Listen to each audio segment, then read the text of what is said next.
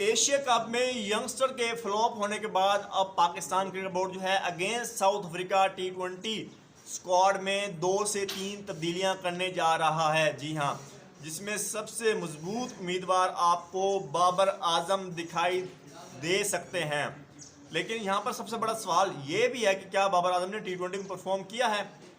वो बुरी परफॉर्मेंस की बेस पर ड्रॉप हुए थे। बहुत से लोग कहते हैं कि बाबर आजम स्ट्राइक रेट की बेस पर गए हैं। मैं उनको क्लियर करता जाऊं, बाबर आजम अपनी बुरी परफॉर्मेंस की बेस पर T20 स्क्वाड से ड्रॉप हुआ था। लेकिन उसने क्या इंप्रूवमेंट्स की हैं? उसने क्या डोमेस्टिक खेली है? किसी टूर्नामेंट में, किसी इवेंट में उसने परफॉर्म किया है?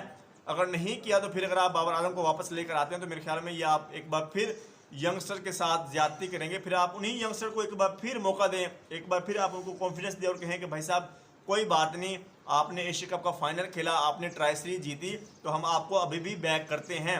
लेकिन जिस तरह की परफॉर्मेंस यंगस्टर की रही है, मुझे लग रहा है 1 से 2 चेंजेस आपको देखने को मिल सकती हैं। बहुत से लोग कह रहे हैं कि ख्वाजा नाफी आ सकता है, कोई ये कह रहा है कि वो आ सकता है।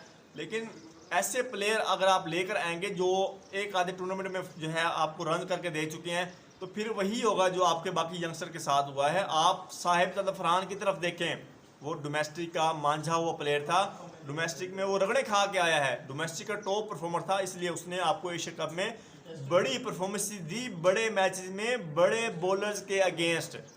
तो इसलिए अगर आप ये करेंगे आप साइम को ड्रॉप कर दें, जो कि मुझे नहीं लग रहा, आप तो वो नंबर 1 T20 का ऑलराउंडर बन गया है, आप हारिस को ड्रॉप कर दें, आप जो है हसन नवाज को ड्रॉप कर दें, तो फिर आपका क्या फ़ायदा होगा यंगस्टर को लेकर आने का? आप सारे यंगस्टर तो ड्रॉप कर देंगे। आपके 5 से 6 यंगस्टर थे इस एशिया कप के अंदर, उनमें से आपका एक आधा यंगस्टर ही कामयाब हुआ है रन करने में, वो एक साहिब फरहान था।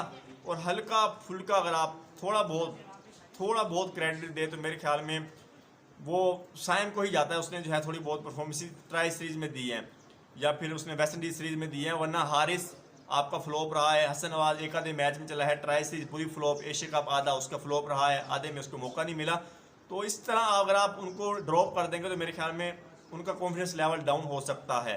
बाबर आजम वापस लें, मैं भी चाहता हूं बाबर आजम को वापस आना चाहिए, लेकिन परफॉर्मेंस के साथ आप अपने यंग प्लेयर को अगर रिप्लेस कर रहे हैं तो एक ऐसे सीनियर साथ करें जो परफॉर्म भी करके आया हो, जिसने रन्स भी किए हों।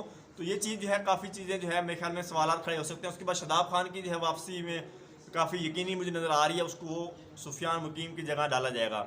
अब सुफियान मुकीम ठीक है, उसको काफ़ी लाइन और लेंथ अपना ठप्पा ये इस चीज़ पे जो है उसको कंट्रोल करना चाहिए सुफियान मुकीम को। लेकिन शदाब खान किस बेस पे वापस आ रहा है? उसके पिछले 20-22 मैचों में 7 से 8 विकेटें हैं, और यहीं अगर आप सुफियान के देखें तो उसकी जो है कुछ 14-15 मैचों में जो है 25, 30, 35 विकेटें हैं। तो यही चीज़ होती है जब आप आउट ऑफ फॉर्म सीनियर के साथ किसी यंगस्टर को रिप्लेस करते हैं, वो यंगस्टर जो परफॉर्म कर रहा होता है और वो सीनियर जो टीम में आता है वो आउट ऑफ फॉर्म होता है। तो इन्हीं वजूहत की वजह से जो है आपकी क्रिकेट पीछे जाती है, आपके यंगस्टर का बिलीव, कॉन्फिडेंस जो है वो डाउन हो जाता है।